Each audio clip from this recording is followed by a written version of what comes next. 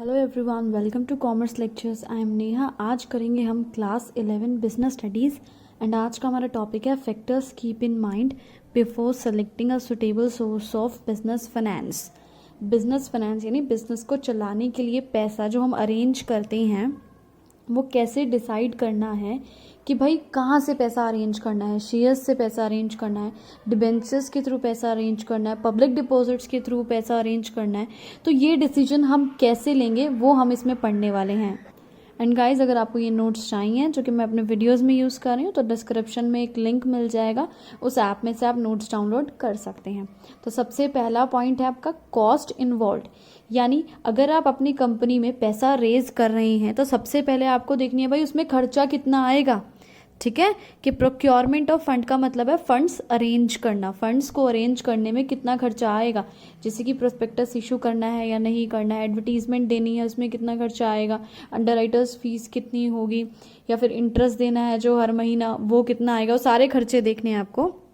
So cost कम होनी चाहिए और बेनिफिट ज़्यादा, यानी जिस भी सोर्स के थ्रू आप पैसा ला रहे हैं अपनी कंपनी में उससे हमको बेनिफिट ज़्यादा मिलना चाहिए। ऐसा नहीं है कि हमारा खर्चा ज़्यादा हो जाए। नेक्स्ट पॉइंट देखते हैं financial capacity of the firm, यानी फर्म जो है फाइनेंशियली कैसी है, अच्छा खासा ठीक ठाक पैसा कमा रही है, अर्निंग स्टेबल है या नहीं है। तो देखो, वो फर्म जो फाइनेंशियली साउंड होती हैं यानी फाइनेंशियली अच्छी हैं बहुत, उनको पैसा किसके थ्रू रेज करना चाहिए, बोरोड फंड के थ्रू। बोरोड फंड कौन से होते हैं, जैसे कि डिबेंचर्स हो गए या लोन हो गए। ठीक है, ऐसा क्यों, उसका रीज़न क्या है, because firm will be able to repay borrowed fund and interest amount, क्योंकि कंपनी के पास काफ़ी अच्छा खासा पैसा है, आता रहता है, जिसकी वजह से वो रीपे कर पाएगी, यानी पैसा सारा वापस आसानी से कर पाएगी और हर महीने या हर क्वार्टरली जो उनको ब्याज देना होता है वो भी दे पाएगी। लेकिन अगर कोई भी फर्म फाइनेंशियली स्टेबल नहीं है, यानी पैसा कभी आता है कभी नहीं आता है, ऐसे कम ज़्यादा होता रहता है ऊपर नीचे, तो उसको ऑनर्स फंड प्रेफर करना चाहिए। ऑनर्स फंड यानी शेयर्स इशू करने चाहिए। क्यों, क्योंकि शेयर्स में क्या होता है, it is not compulsory to pay dividend, यानी अगर आपके पास पैसा नहीं है तो ऐसी कोई मजबूरी नहीं है कि आपको डिविडेंड देना ही देना है। कोई बात नहीं, मत दो भाई डिविडेंड अगर पैसा नहीं है तो। Next is forms of business organisation, यानी आपका बिजनेस किस टाइप का है।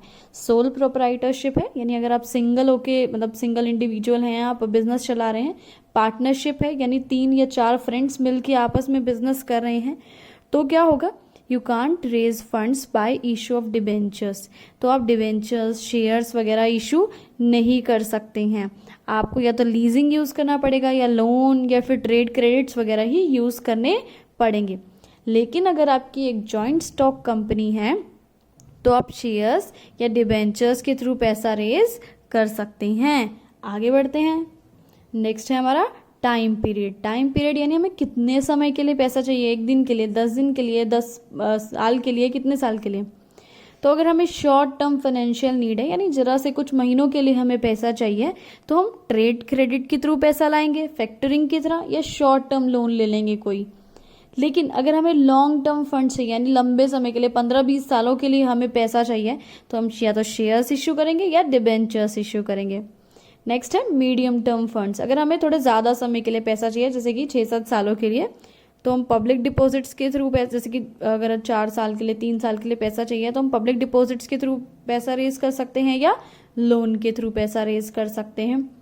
नेक्स्ट है आपका रिस्क इन्वॉल्व। इधर इसका क्या मतलब है, अगर if business firm can be a risk, अगर बिजनेस में इतनी क्षमता है कि वो रिस्क झेल सके, बिजनेसमैन ऐसा है कि वो हर रिस्क झेल सकता है और रिस्क लेने में उसको अच्छा लगता है, तो आप बोरोड फंड के थ्रू पैसा रेज करो। इसमें रिस्क क्यों होता है भाई बोरोड फंड में, क्योंकि आपके पास पैसा आए या ना आए, आपको डिबेंचर्स वालों को जो है ब्याज यानी इंटरेस्ट देना ही पड़ेगा, तो ये रिस्क है। नेक्स्ट इज, अगर बिजनेस फर्म रिस्क नहीं लेना चाहती है, बिजनेसमैन कहता है भाई मुझे नहीं चाहिए 1% भी रिस्क, तो आप क्या करो, ऑनर्स फंड देखो। ऑनर्स फंड यानी शेयर्स इशू करो। इसमें रिस्क नहीं है, क्योंकि अगर आपके पास पैसा नहीं है तो डिविडेंड मत दो शेयर होल्डर्स को, बात खत्म। आगे पढ़ते हैं। नेक्स्ट है कंट्रोल।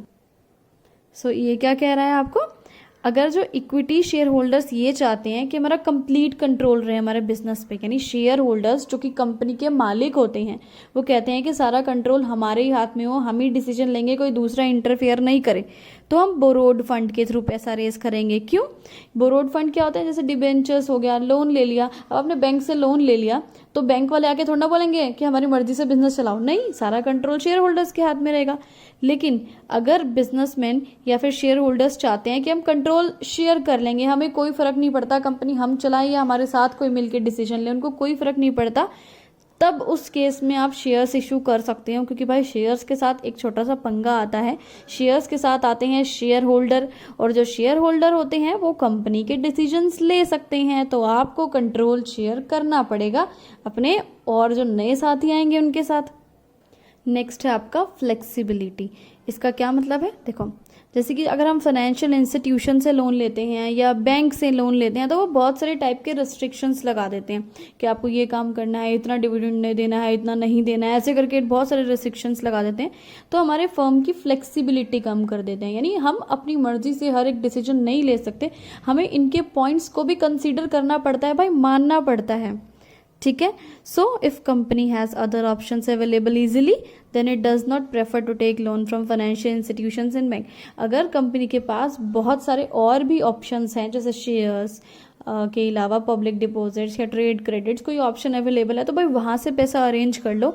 यहाँ से हमें नहीं प्रेफर करना चाहिए लोन लेना, किससे? फाइनेंशियल इंस्टीट्यूशंस या बैंक से प्रेफर नहीं करना चाहिए, क्योंकि ये हमारी फ्लेक्सिबिलिटी कम कर देते हैं, हमारे पे बहुत सारे टाइप की पाबंदियां लगा देते हैं। नेक्स्ट है आपका क्लेम ओवर एसेट्स। इसका क्या मतलब है? कभी कभी क्या होता है, कुछ सोर्सेस कैसे होते हैं, जैसे डिबेंचर्स हो गया, सिक्योर्ड लोन हो गए, ये हमारे एसेट्स को मोर्टगेज करते हैं, यानी गिरवी रखना पड़ता है पहले हमें अपने एसेट्स को, उसके बदले ये लोग हमें पैसा देते हैं। तो इससे क्या होता है, हमारी कंपनी की क्रेडिट वर्दीनेस कम हो जाती है, मतलब और आगे लोन लेने की क्षमता कम हो जाती है। ठीक है, हमें ये चीज़ भी देखनी है। लेकिन कुछ सोर्सेज ऐसे होते हैं जैसे कि शेयर्स हो गए, अनसिक्योर्ड लोन हो गए, इस केस में क्या होता है, ये हमारे एसेट्स को मोर्टगेज नहीं करते हैं, गिरवी नहीं रखते हैं, हमने बस शेयर्स इशू करे, हमको पैसा मिल जाता है, बात खत्म। नेक्स्ट और लास्ट पॉइंट है आपका टैक्स बेनिफिट। अगर कोई भी फर्म चाहती है कि उसको टैक्स बेनिफिट मिले, टैक्स का बेनिफिट मिले, टैक्स की बचत हो मतलब, तो वो क्या करे कि डिबेंचर्स इशू कर देगी, या लोन के थ्रू पैसा रेज करेगी, या पब्लिक डिपॉजिट्स के थ्रू पैसा करेगी। इसका रीजन है इसके पीछे, वो क्या है? Because interest on them is deductible from total income before calculating income tax. क्योंकि आपकी जो भी इनकम होती है ना, आपने उसमें क्या होगा, जितना भी आपने ब्याज दिया है वो पहले हटा देंगे, फिर अपना टैक्स निकालेंगे। जैसे कि अगर आपकी 1 लाख कमाई हुई, उसमें से 5,000 आपने ब्याज दिया, तो टैक्स किस पे लगेगा? 1 लाख पे नहीं लगेगा, वो 5,000 माइनस होके 95,000 पे टैक्स लगेगा। तो आपको टैक्स कम देना पड़ेगा, है ना। लेकिन क्या होता है, अगर आप शेयर्स इशू करते हैं तो शेयर्स जो होते हैं वो शेयर होल्डर हो गए जिन्होंने शेयर्स खरीदा, उनको आपको डिविडेंड देना पड़ता है। डिविडेंड के केस में क्या होता है, जब आप इनकम टैक्स निकालते हैं अपना, तो डिविडेंड माइनस नहीं होता। जैसे कि 1 लाख रुपए इनकम हुई, उसमें 5,000 डिविडेंड दिया, तो टैक्स 1 लाख पे ही लगेगा, वो 5 लाख डिविडेंड में माइनस नहीं होंगे। लेकिन अगर डिबेंचर्स की बात की जाए तो उसका ब्याज जो 5,000 रुपए था वो तो माइनस हो जाएगा, लेकिन डिविडेंड कभी माइनस नहीं होगा। इससे वीडियो खत्म हुआ। Thanks for watching this video. Please like share and subscribe.